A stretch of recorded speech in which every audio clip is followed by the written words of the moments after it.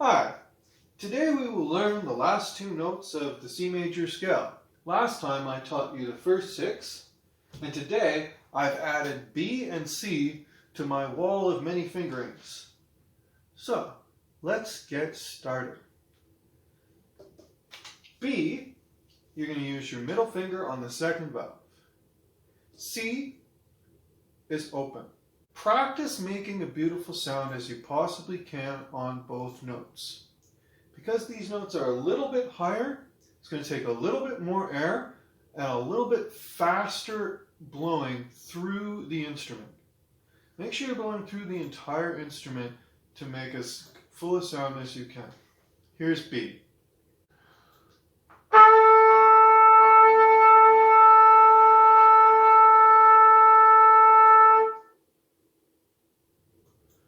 Looking for the clarity of tone. Okay? Once you've got B, try C.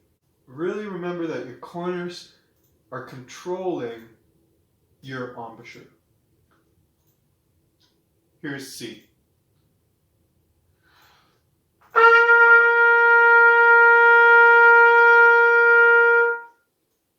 Okay, so once you've got those two notes down, it's a good idea to grab your tuner. I have a Korg tuner right here. Beautiful tuner, bought it. It is good quality, has lasted me, 5 to 10 years, and really useful in situations. Now, the great thing about the notes B and C is they are perfect notes for tuning on the trumpet. This is used in orchestras and many bands whenever they tune their first note. So, turn your tuner on, and the tuner has 3 lights on it. The left light lights up red when it's flat. In the middle, you have a green light that tells you it's in tune, and on the right, you have a red light that'll tell you when it's sharp. Let's try our best to see if I can get the note to light up green. All right? Make a good sound when you play your note.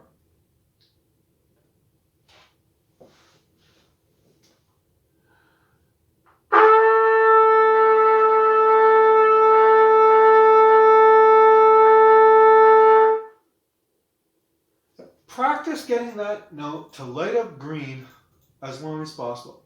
The start of the note can be a little bit off, but as soon as it's off and you know what you're doing, try to find that tuning. It started a bit sharp, so I might push out on the main tuning slide, which is this slide right here.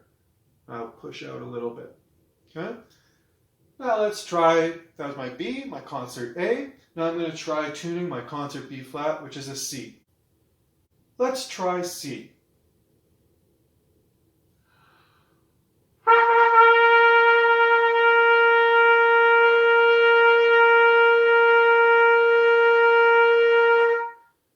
So I noticed that the note started a little bit flat. I'll just push in a little bit on the main tuning slide.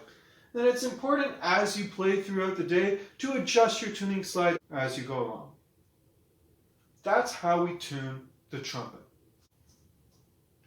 Okay, so now you've got your C major scale in front of you. Why don't we try playing the C major scale using those 2 notes we learned? Today let's try going from the top all the way down to the notes we've already learned. Sounds like this.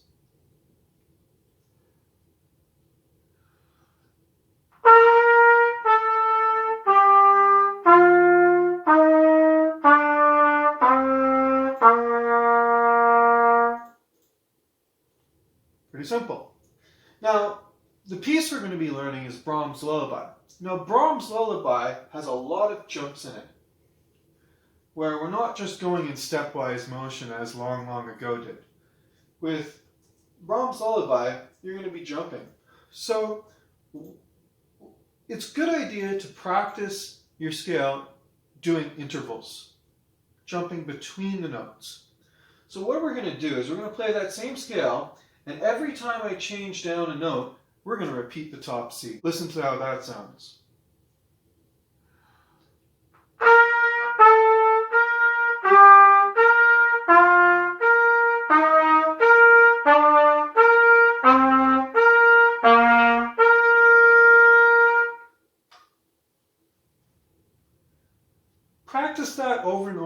until it becomes really familiar. And then that way it'll be easier for you to jump between the notes. All right, now it's time to teach you my word of the day. Anacrusis. I wonder how many of you actually know what anacrusis means. Well, it's actually a really important term for our piece Brahms Lullaby. In Brahms Lullaby, we have a piece in 3, but it doesn't start on the first beat. So, anacrusis means one or more unstressed notes before the first beat of music. Okay? So basically, anacrusis is a fancy way of saying pickup beat. You learn something new every day.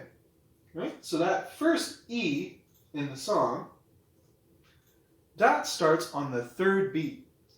I like to practice this music with a metronome. In my metronome, I've got it set up so it clicks 3 times, and the first beat is stressed. 1, 2, 3. 1, 2, 3. All right? So when I am going to play, I'm looking to start before that louder click. All right? The beat right before that louder click. So I'm going to be thinking 1, 2, 3, 1, 2, play. And then I'll play right on that 3rd beat. Let's try the first line of Brahms Lullaby together. 1, 2, 3, 1, 2.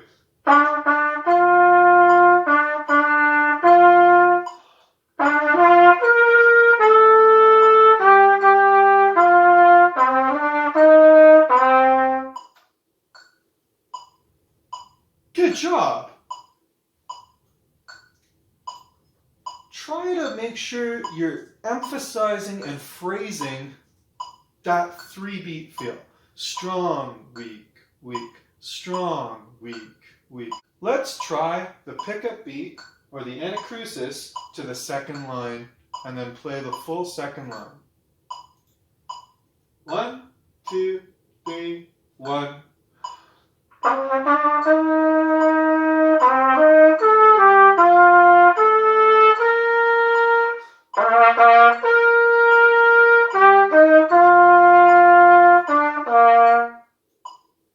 And there you have it.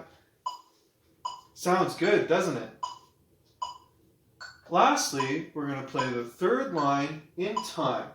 This time, we don't really have a pickup. Let's just start right on beat 1. It's a little bit easier. 1, 2, 3, ready, play.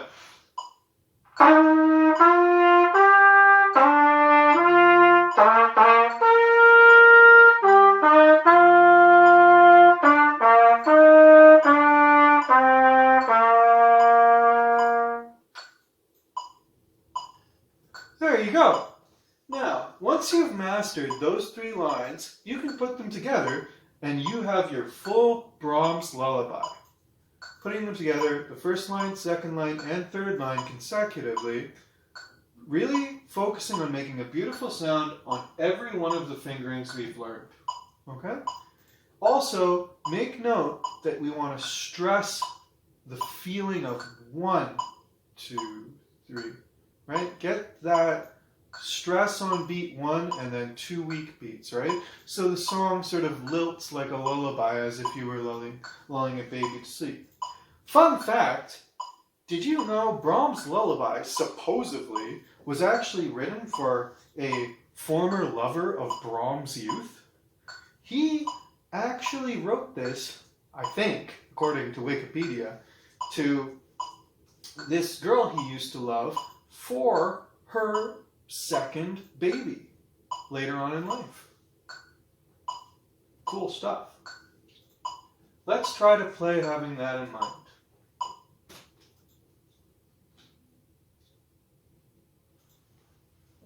One, 2, 3, 1.